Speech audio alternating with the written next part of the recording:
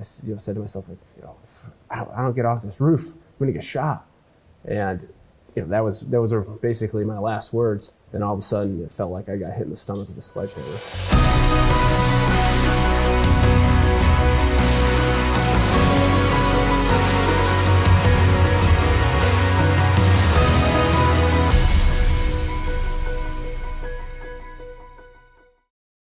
I want to introduce you all to a man who not only probably shouldn't be walking right now, but arguably shouldn't be alive.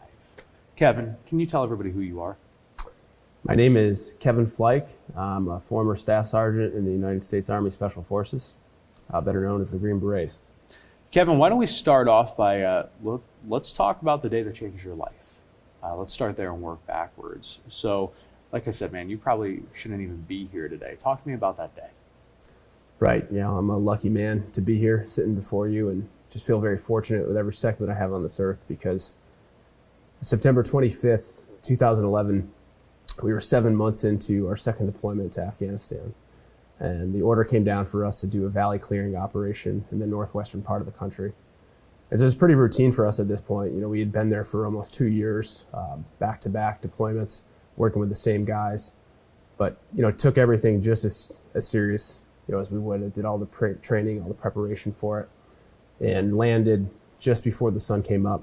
Started clearing through the village, and basically what we were going to do was clear through this valley and start at one end of the valley, go through the little villages along the way, talk to the people, try to gather information, see if there was anything that we could figure out there. And like 1 out of 5 times we'd probably get into a firefight. And so we landed just before the sun came up and started clearing these villages. And an hour into the mission, as the sun started coming over the mountaintops, one of my teammates in his squad of commandos, about 10 people, started to take heavy fire. And after a couple of minutes, people just deliberating on what we were going to do, we ended up dropping some bombs on that location. And I thought that was it, right? Like, that's the excitement for the day. We're going to keep clearing. We'll get picked up in like another couple of days and do this thing again. But once those bombs dropped, it was really just kind of served to embolden the enemy. So the next 10 hours, we just found ourselves going back and forth in this valley until I was on a rooftop providing some support by fire for one of my teammates on the eastern side of the valley. And he was getting ready to go take down a compound to the north of us. And so I thought that I would just kind of stand on this rooftop and try to draw fire to myself and make it a little easier for him to get over to this compound. And my teammates all had the same idea. Everybody stood up at their locations, started waving their VS-17 panels around. Just think of like a bright construction vest. And our tactic worked better than we wanted it to. Like, bullets started ripping past my head and landing at my feet. Same thing to my teammates. And once my teammate made it to this compound, I said to myself, like, if I don't get off this roof, I'm gonna get shot. And those were basically my last words. I got off of the roof, went down the back side of it, went around the corner of the building to try to gain a better vantage point as to how I was going to continue to push forward. Then all of a sudden, it felt like I got hit in the stomach with a sledgehammer. What went through your head in that moment? Initially, I was like, I think you just got shot, right? And then, I slammed off the ground. My helmet flew off. My earphones flew off. And really, honestly, like, once I regained that consciousness back, and just said to myself, all right, the training just really started to kick in. Called my teammates, let them know my location, let them know what was wrong, that I'd been shot, and then really just started to try to medically treat myself. But all the bleeding was internal. I'd been shot in the stomach. There was really nothing I could do except for just sit out in the open there. And through that whole time, it just minutes felt like years, like pain pulsating through my body. I got back on my radio and I called my teammates again to let them know, like, hey, look, this is pretty serious. Those guys were pinned down by some pretty heavy volumes of fire at that point. Pretty difficult for them to get to me. But they eventually made their way over there. But before that, one of the Afghan soldiers that I'd spent almost 2 years training, he risked his life to save mine, because I'm just sitting out there in the open, and all of a sudden I look up after I get off the radio that second time, and there's this guy runs around the corner of the building, bullets flying around us, takes me by my gear, drags me behind the building. Wow. That's crazy. When did they finally get you out? So it took about 45 minutes from my initial injury to getting loaded on the helicopter. As soon as the Afghan soldier brought me back behind the building, my teammates began flooding in, stabilized me. They had to go through open fields. They were receiving fire, returning fire, carrying me on a stretcher, to finally get me to the helicopter. And then it was about a 15-minute ride to the field hospital from there. Talk to me about the recovery process. Where did you go from the field hospital, and what was that journey like? So from that field hospital, it was, I got put under anesthesia, obviously. I ended up having to have my stomach cut open. They had to do the exploratory surgery to see what was going on there. And my next recollection, my last recollection is actually being in the surgery tent in Afghanistan, asking for my last rites, and because I'm pretty convinced I'm going to die at this point. And I also asked the surgeon for a bullet. I have the bullet at home, kept it for me. That's awesome. But then my next recollection was woke up 4 days later and asked someone if I'd gone to heaven or hell, and said, neither, son. You're in Landstuhl Regional Medical Center in Germany. So I spent about a week there. Then I went to San Antonio, Brooke Army Medical Center for about 2 weeks. And then I was able to actually go back up to Fort Lewis, my home base, and was able to start all my recovery from there. Talk to me about the extent of your injuries. So the bullet went through right underneath my body armor, just a couple inches below. It went a couple inches up. Fine. Yeah, wouldn't really have much of a story to tell anymore, right? But when the bullet went through my hip, it fractured my hip, hit my colon. So I had about 20% of my colon removed. Jeez. And it paralyzed my left leg because it hit my femoral nerve. And so the original surgeries had this cut open from the sternum to below my belly button, to continue to have my stomach washed out and everything, make sure the infections weren't there. And once that was my stomach was closed, and I was able to start my physical therapy. Went 6 hours a day. Nothing was going to stop me. 27-year-old Green Beret, and my hip healed, my stomach healed, but my leg, the muscle was atrophying away to the point that it was the size of my arm. Jeez. And just that nerve was very clearly not going to come back. And so when I went to go see a neurologist, he's like, look, I don't think there's really anything I can do. Maybe somebody at the Mayo Clinic in Minnesota could help you. And sure enough, they were able to help, but they were the only people in the country actually that would take my case at the time. And this is about February 2012. You refused to give up. Yeah. What got you through it? Was it just determination? Was it stubbornness? Was it grace? What got you through that?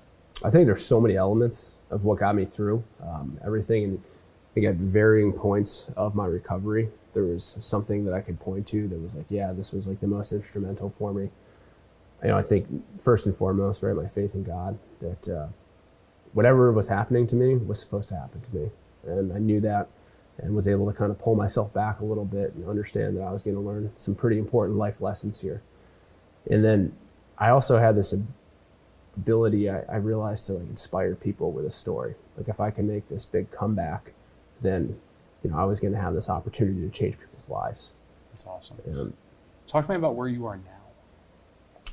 Yeah, so it's 7.5 years post-injury, and I'm living the dream. Right, I'm in a position in life that, even when I had my darkest days and I thought about what my life could be, I didn't even think it could be this amazing. I retired from the military in 2013. I was able to pursue concurrent master's degrees at Harvard and MIT. Jeez. Hey, people make mistakes. I take them up on their offers, right?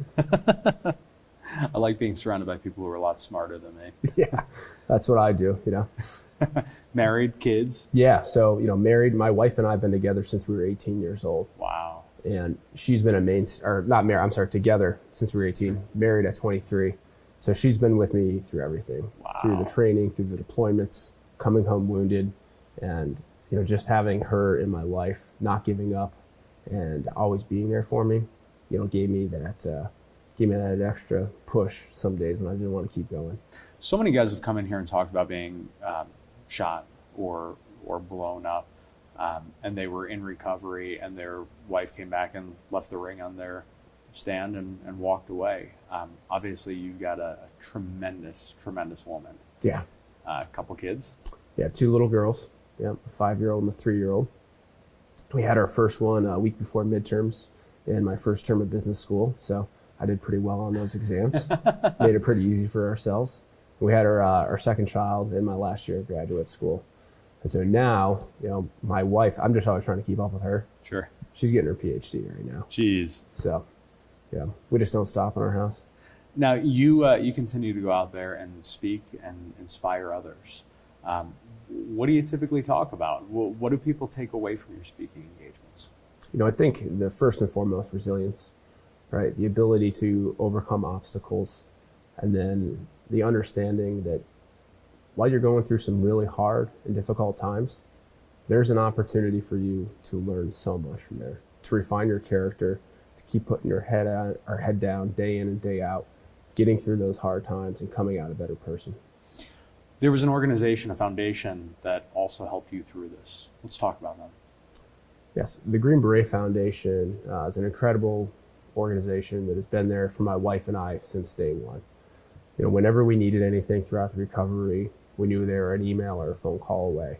And, they never asked for anything back in return. But now that, I'm in the position that I'm in my life, I want to be able to give back to that foundation.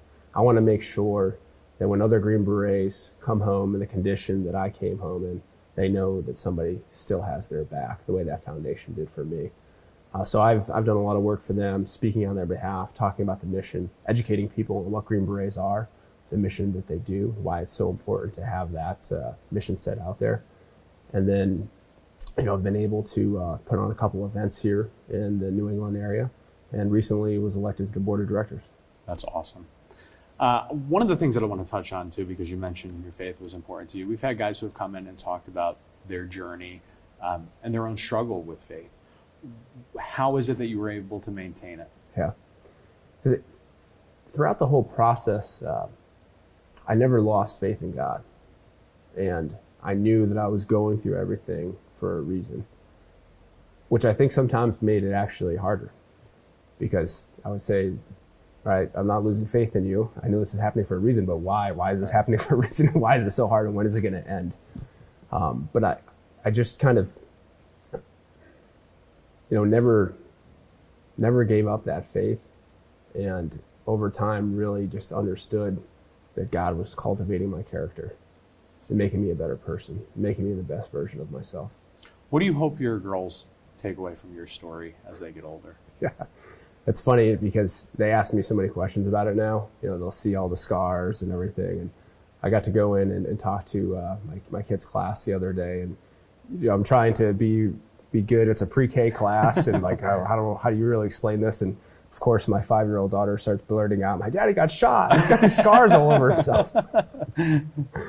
So right now, that's kind of where we're at in terms of where the story is. That's funny. But I really want them to take away the overcoming obstacles, right? That there is nothing in your life that you're not going to be able to come back from and not become a better person for if you don't give up. That's awesome. Last question, man. Shameless plug time. How can people learn more about you? How can they book you to come out and speak? How can they find out more about your story? You have a documentary that just came out. Let's plug away, man. Yeah. So in 2013, I was helping some other wounded vets in my unit, in the 1st Special Forces group, and loved it. It's as tough as my recovery was, still going better than others.